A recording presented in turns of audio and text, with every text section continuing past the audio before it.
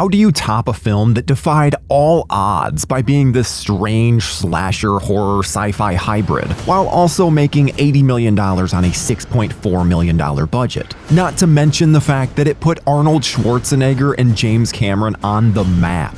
Well, I guess the answer is to make arguably the greatest action movie of all time, and one of the greatest films to ever grace a movie screen in general. From a director who didn't want to return, to Denzel Washington himself turning down a lead role for a pretty surprising reason.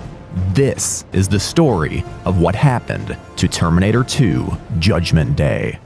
One thing that Judgment Day has in common with all the other sequels in the franchise is that the story begins with a battle for the rights. This story includes an almost physical fight between Cameron and Hemdale Production Company's John Daly, after Daly attempted to alter the ending of The Terminator against Cameron's wishes. There were other matters of contention as well. According to producer Gail Ann Hurd, Daly had owed some financiers a favor and had tried to pay that favor back by featuring them in a pivotal scene in the film. Specifically, where it explained how Cyberdyne came into possession of the Skynet technology, a scene that Cameron decided he would cut from the film entirely, rather than release it featuring inexperienced actors in a scene that he didn't approve of. As Gail put it, Cameron was never satisfied with okay, even back then. Cameron wanted out from under the Hemdale Film Corporation, who he, along with Stan Winston, Hurd, and Arnold Schwarzenegger, were currently suing for unpaid profits from The Terminator. Enter Carolco Pictures, who would buy out the rights from both Hemdale and Hurd for around $17 million. And that was before they even started on the film's eventual $100 million budget. $100 million for a summer blockbuster may not seem like much in modern times, when your run-of-the-mill Santa CGI fest runs at more than double that price tag. But at the time, it made Judgment Day the most expensive movie ever made. And the original ideas that Cameron had for his script would have been even more expensive, admitting that he didn't consider the cost while writing it.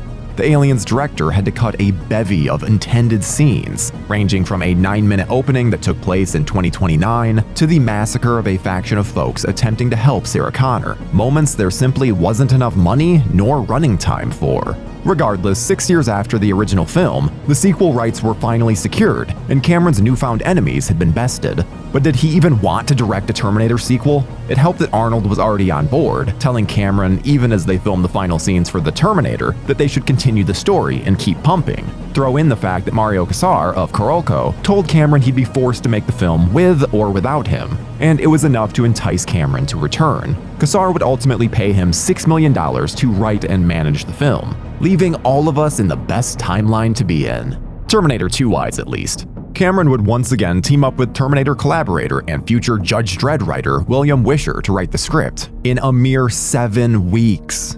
The script would bring back the T-800 villain from the first film, only this time as a protector and friend of John Connor, an idea that Wisher thought was a joke at first. Who could blame him? We just watched this thing blow away an innocent perm-headed woman at her front door before horrifically clawing out its own eyeball. Now we're supposed to root for him as our hero? I can just picture Cameron lighting a cigar and confidently replying yes to a room of bewildered faces. Gotta love the man. A more family-friendly Terminator or not, the plot once again skirted the lines of horror, though maybe not as much as the original. There's the slasher element of an unstoppable murderous villain who can melt through floors and walls, stabbing Todd through his mouth hole while he's just trying to enjoy some goddamn milk. The turning of a playground full of children into a fiery hellscape, or Arnold ripping the flesh off his arm from the elbow down as a family looks on in horror. It's there if we're looking. Other possible ideas discussed between the two included an Arnold vs. Arnold face-off, where the Resistance and Skynet each sent back their own T-800s.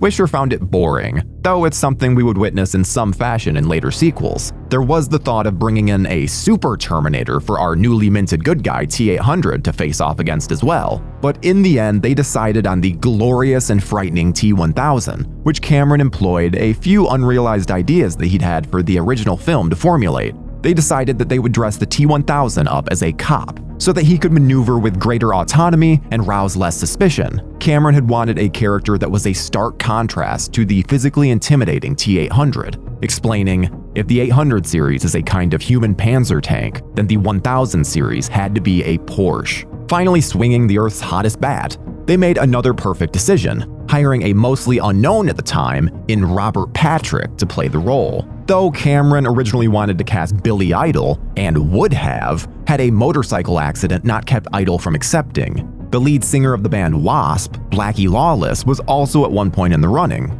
but was deemed too tall. No disrespect to these legends, but once again, we're living in the best timeline with Robert Patrick as the T-1000. Patrick had been living in his car and even battling a substance abuse problem at the time, and was thankfully able to overcome it, giving his all, knowing that he would have to be in peak physical condition for the role, not to mention butt naked on screen, in a moment that he would call the most embarrassing of his career. Hey, nothing to be ashamed of there, pal. Wish I had buns like that. At least you didn't have to pull a Kyle Reese and go raw commando inside a homeless dude's pants, right? Some things just don't wash away.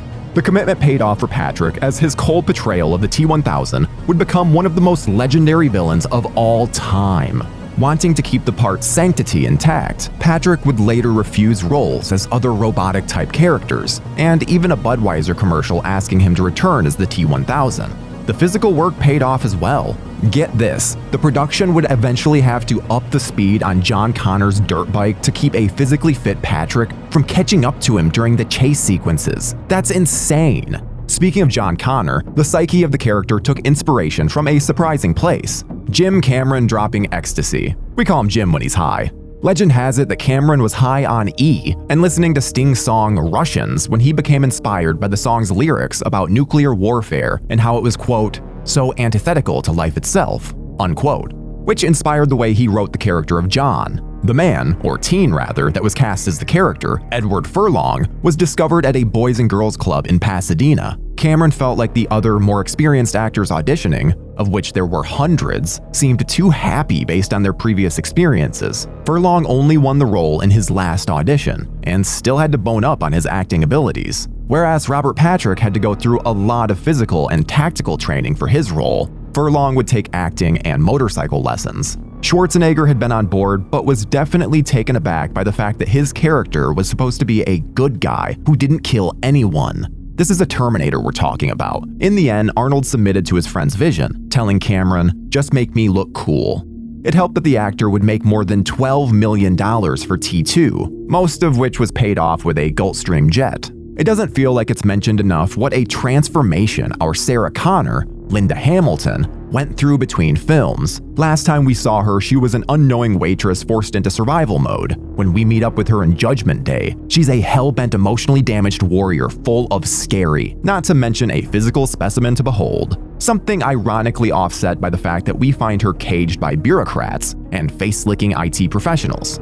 Hamilton received a fraction of her co-star's financial rewards to return at just a paltry $1 million, and she wasn't happy about it. But she earned it. Hamilton trained 3 hours a day, 6 days a week for her physical physique, on top of military training for the role. Joe Morton was cast as the pivotal Miles Dyson character, an unknowing future catalyst of Skynet. Though he's a wonderful actor, whenever I see him in another movie, my brain goes immediately to this frightened character shaking and sweating profusely, just trying not to blow everyone up. It's an amazing performance, and it actually makes you feel genuinely uncomfortable and sorry for the guy. This is perhaps exactly why Denzel Washington turned the role down, leaving Cameron to adjust the character's screen time. Denzel allegedly couldn't come to terms that his character would spend most of the film in fear. Before we continue with our video, here's a reminder to click the Store tab on any of our JoBlo channels and browse our collection of the latest and freshest designs in our merch store.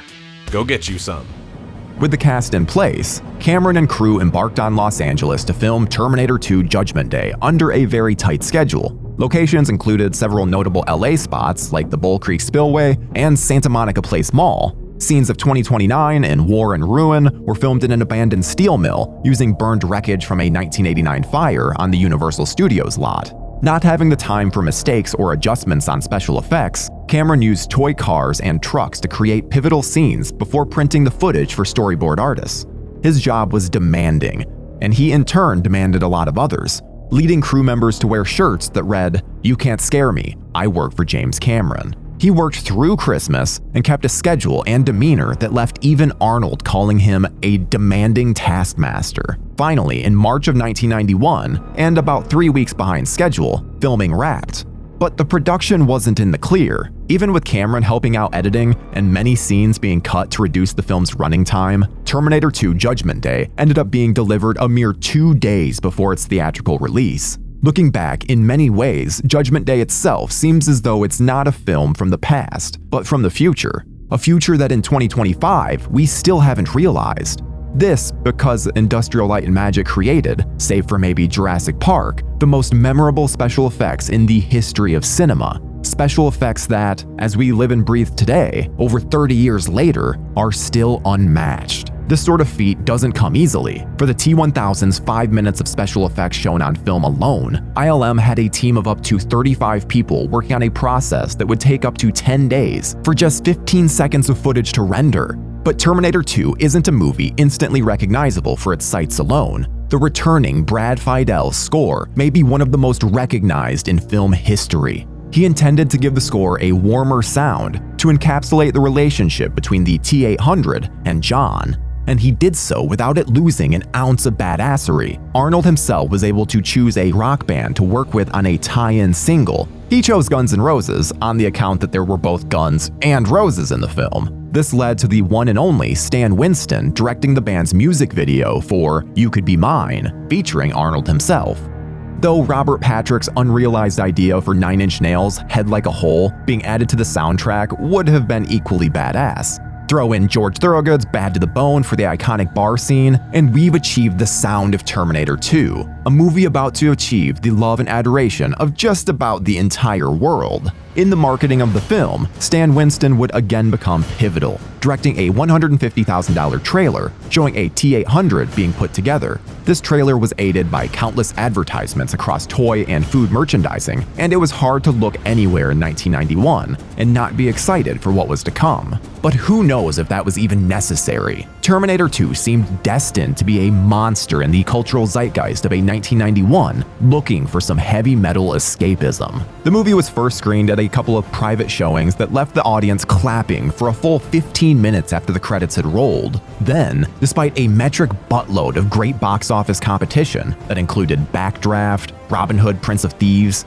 and Point Break, God, I miss the 90s, Terminator 2 still managed to thrive. The action classic ended up making over $500 million worldwide. Holy shit. A certified phenomenon at both the bank and in the papers, with critics and audiences wildly praising the special effects and surprising heart of the film. Even the Oscars took notice of the spectacle, offering up a multitude of nominations from Best Cinematography to Best Editing, and wins for Best Makeup, Best Sound Effects Editing, and Best Visual Effects. There were no Best Picture nods, but would anyone really have minded? It's not a bad consolation prize that the Academy finally recognized horror that year, with The Silence of the Lambs taking home the top award. But let's be honest, Judgment Day doesn't need a Best Picture trophy of a little gold man for us to all know what we all know. And what is that exactly? That Terminator 2, at the time the most expensive independent film ever, predicted by many in the industry to completely bankrupt its studio, is now widely known as one of the greatest movies ever created in the entire history of cinema. It is absolutely glorious. And that is what happened to Terminator 2: Judgment Day.